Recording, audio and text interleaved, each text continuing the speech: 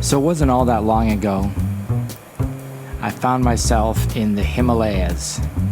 Found myself sounds like I just awoke from a coma. But in a way, as I've been dealing with this reinvention I speak of from time to time, and emerging from an abyss. And it sounds a little bit trite to say, but the Himalayas was a childhood dream. When I was a little gaffer, I'd sit in the canvas tent. I'd put it up in the summertime in our backyard in the suburbs, and I'd read every account of climbing Chomolungma, Sagarmatha, the local names for Everest, read about circumnavigating the Annapurna Massif.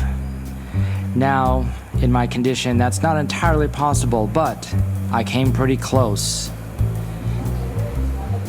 Waking up to watch the sunrise over Fishtail and Annapurna, the 8,000 meter plus peaks, was indeed a thrill, but even more so than that was the people, the delightful people, seeing their ways of life and seeing the donkeys haul the supplies while Buddhist monks chant and children frolic and old ladies wash their clothes.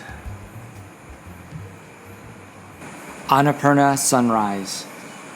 A sunrise isn't just a sunrise, each a unique event, the dawning of a new circumstance, unknown since yesterday. Sun glances off the glaciers, bells on buffaloes provide the song. To your own personal time lapse, you only need to remember how to breathe. Jagged peaks like ripsaws loom over soft curved paddies, villages with rocky pathways laid down in olden days. A ridgeline too high for goats who would rather look away, down valleys filled with grasses and occasionally a berry. Unaware of their probable fate, just living for today, you don't control how long you live, only how to live very well. Each day lived in anger and greed, or each filled with vast abundance. Today is not a photograph or another dress rehearsal for foretold mystic afterlife in which you are an exalted master. You are given gifts each day of beauty, challenge, and hope. Hard times bring lessons even when uninvited. The glowing dawn brings noises into your tiny universe. Children resist cold washing while grandma fills steel mugs. Buffalo and yaks, our elder siblings, calm, strong, and helpful, giving milk and fuel each day to their people without expectation. Maybe you'll bring them fresh hay. Maybe they'll find some alone, unimpressed by your shiny toys and colors, needs kept more elemental, warmth, food, and rest. Content with two as an option. Each house climbs higher up the mountain slope, precarious and sturdy. Chimneys release pungent smoke. The humans slip outside, tasks to do, gods to please.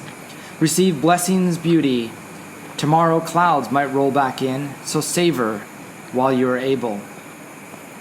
Cold water bath for each tiny kid strengthens them for future days. Serving other people's dreams, serve, but they are not servants. Do not mistake diligence with complacency. Free-flying hawks and falcons, wings may look like arms, but the clean mind does the actual flying. Politeness is an underrated virtue. Honesty brings respect. Clockwise round the massif, chanting all the while. Prayer bells go anti-counterclockwise, or is it the opposite? Spin it wrong, good still comes when done with right intentions. Holy donkeys. He's walked this path so many times now, with others much like you. Sandals or rubber boots, pack filled unnecessarily. Donkey trains bring water jugs, propane to fuel cook fire. Ghee and haw them along the trail, they simply follow the one in front. The lead mule walks by intuition and repetition and even muscle memory. Towards the sun in the morning, downhill in afternoon. Do they call each other cousins, parents, friends, or kin? Or are they a collective without ego, ritual, or sin? a collective hauling comfort up to rustic places, nodding along with the rhythm, glancing backwards at your faces. Monk chants echo through valleys, soft, low, and precise, repeated through the centuries many times every day. Their prayer flags are amplifiers to take their noble words higher and attenuate on a frequency improbable to detect by wire.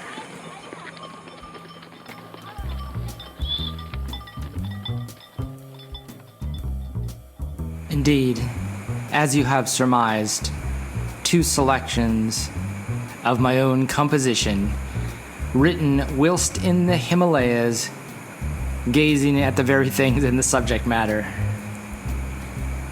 And yes, I did indulge myself by recording a bit of the donkey trains as they would follow along, the bells on the buffaloes.